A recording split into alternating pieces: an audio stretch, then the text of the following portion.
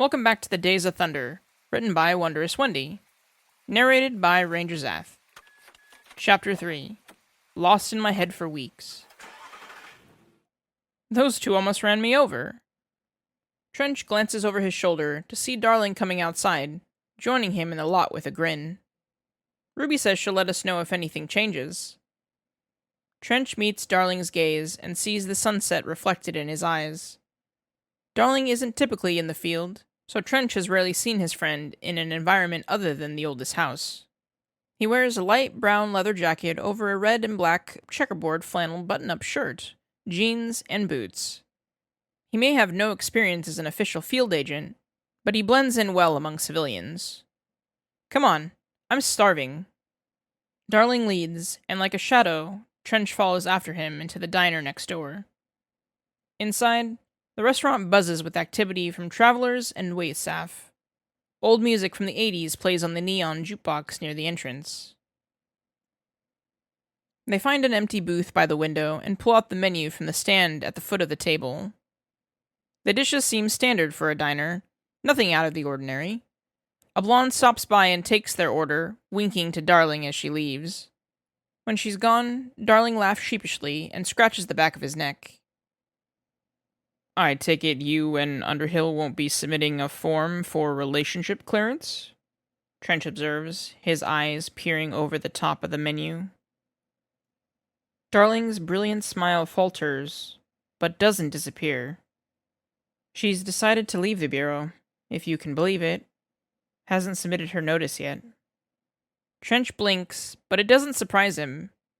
Gossip from the research sector led him to believe that Darling and Underhill made for exceptional partners on projects, when they managed to agree on matters at hand. Artistic differences, I suppose. It happens. She's thinking of trying academia, which is absolutely mind-blowing. But if it's what she wants, then I wish her all the best. Darling smiles half-heartedly. There's no way I could tolerate being among a bunch of snobs. Precisely because you prefer being the center of attention, Trench thinks to himself with a snort. The waitress returns, bringing 2 cups of fresh coffee. When she leans over to place the mugs on the table, she gives Darling a good eyeful of cleavage, whether he wants it or not.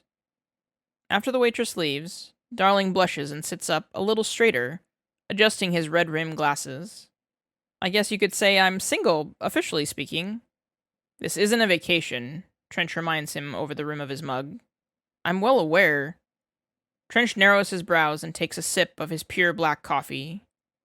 It's been some time since I've been in the field, Darling remarks in an attempt to redirect their conversation. There usually isn't a need for you to take that kind of risk. That's what our rangers are for. And is that why you're out here? Darling smiles. Old habits? Trench has no easy explanation for why he's come all this way to California, away from New York. He expected Marshall to be displeased that the head of research, let alone the director, wanted to pursue a reported altered item for themselves. Yet his lead ranger expressed no protest when both men showed an interest in investigating reports of a ski lodge's hot tub on the fritz. In fact, Marshall had almost uncharacteristically encouraged them both to go. Based on reports, I don't really know what to make of this you-know-what. I'm not certain it's actually what the first-hand accounts suggest. Darling shrugs, encircling his fingers around the warm coffee cup. I wonder if Marshall wanted to get us out of the house, so to speak. Deep down, Trench suspected that. He hasn't yet come to grips with the possibility, but reports of this so-called altered item seem unusual, and nothing like items agents had encountered before, including objects of power. The hot tub in question supposedly makes its users experience an extreme increase in libido, nothing out of the ordinary.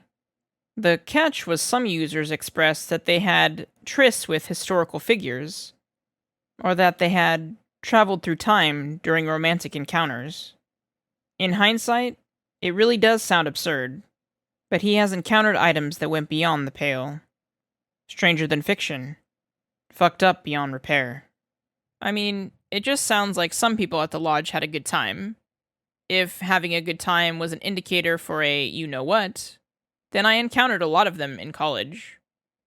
Trench deadpans. I'm serious! I'm not about to let my guard down based on your wild assumptions. Trench sighs. Zach, Darling says, trying to be as gentle as possible. I really don't think it's as unfounded as you think. Trench raises his head, his gaze hardening. What the hell is that supposed to mean? Precisely what I said before. Maybe this is all an elaborate gimmick to get you to take a vacation. Darling sighs. A lot has changed within the Bureau in a short amount of time. Even I can agree you needed a break.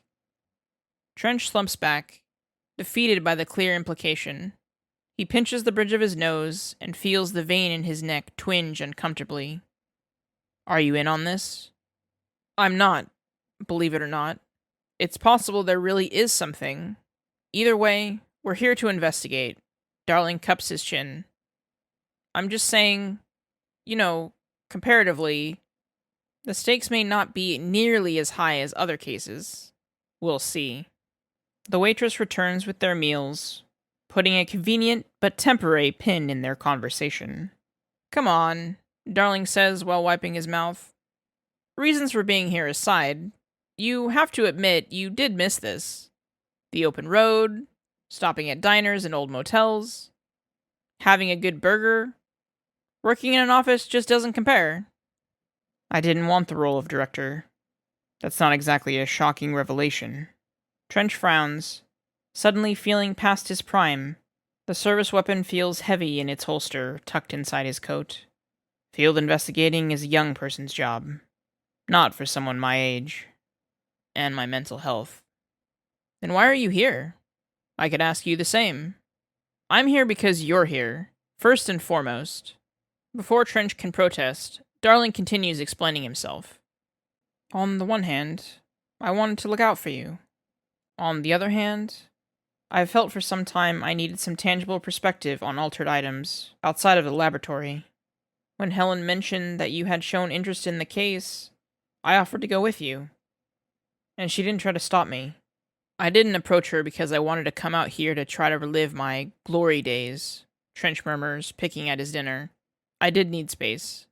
From the Bureau, from everything else. When he looks up across the table, there's no pity, only understanding in Casper's eyes. He smiles and reaches out to cover Trench's hand with his own. If there's something going on, Darling says, we're going to find out what it is. Together. Then, Darling's eyes drift away from Trench, past his shoulder, over the chatter of other restaurant goers and the jukebox. Trench hears the click of heels on the linoleum. A moment later, Ruby towers over their table. I just wanted to let you fellas know I have good news. A room's opened up for the night. My brother Bobby's cleaning it up for you both right now. That's great news, Darling replies, beaming. Thank you very much for letting us know. When you come back in for the night, just stop by the desk and I'll ring you up and give you the key. Sounds perfect. Don't forget to try the pie, like I said. If it's anything like this burger, then I think I'll be in heaven. Ruby grins and heads out, leaving the diner.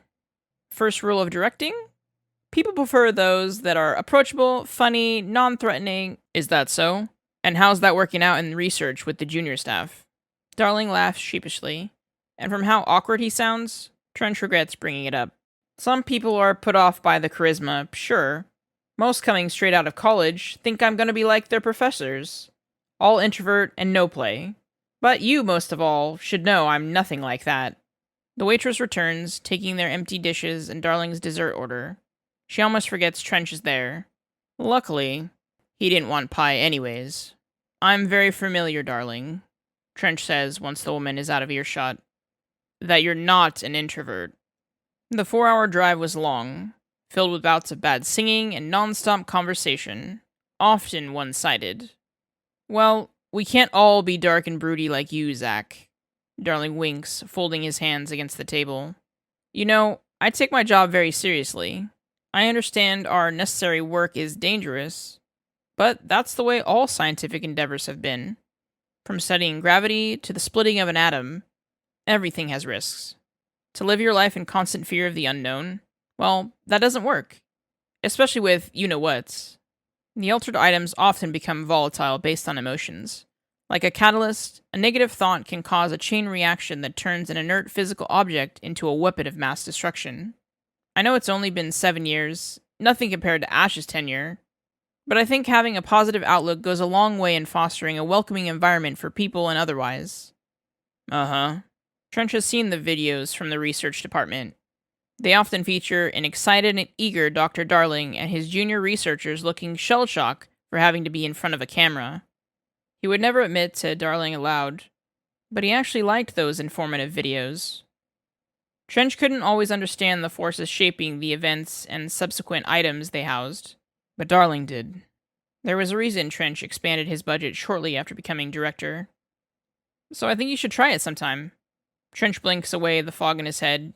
Excuse me? I said you shouldn't be afraid to try being a little more glass half full instead of half empty now and then. Hard to do when you've lost everything. Trench watches Darling eat the apple pie, his head and heart heavy. Well, almost everything. The conversation, like many others with his friend and coworker, has been a whirlwind. In fact, I think you should start by trying a piece of this. Darling scoops up a tantalizing piece of the pie. Just enough crumbs and a trail of caramelized apples hanging from the fork. He holds it over the table, offering for Trench to try it for himself, almost like a dare. Without thinking, Trench leans forward and takes the offered piece into his mouth, mindful that they're in public. Through his extrasensory perception, he knows the waitress's eyes are upon Darling. Upon them. Now she sees him, no longer Darling's invisible companion. He can even hear her sneer. He shouldn't revel in this outcome, but there's something satisfactory about turning her perception on its head. Trench leans back and wipes his mouth with a napkin, staring at Darling across the table. There's a hint of mischief in his eyes, too, like they're both in on whatever unspoken game they're suddenly playing. When the waitress stops by to drop off their check, she doesn't linger. Trench grabs the check before Darling can even react, causing his friend to roll his eyes. They shuffle out of the booth. Trench pays their bill at the counter, and then they head outside to confront the cool evening air. Clouds rolled in while they ate in the diner, partially obscuring what would have otherwise been a full moon. Back in the motel, Ruby sits at the counter and beams when they come inside. She fishes into a pocket on her dress to retrieve a bronze room key. Bobby just finished tidying up your room. You boys lucked out. Room 7's our biggest. Trench pays for the room deposit while Darling returns to the car to grab their one piece of luggage. Ruby wishes them a good night with a peculiar wink and smile. He pays no mind to it and doesn't bother trying to parse its meaning. He doesn't expect much from a roadside motel, even if the diner was better than most he's visited during business trips in his younger years.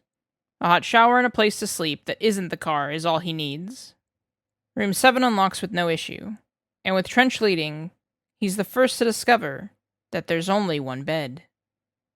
Author notes. Yep, we're going there. The infamous only one bed trope. This is Zath, signing off until the next chapter. I'll see you back here next time with The Days of Thunder, a Control fanfic by Wondrous Wendy.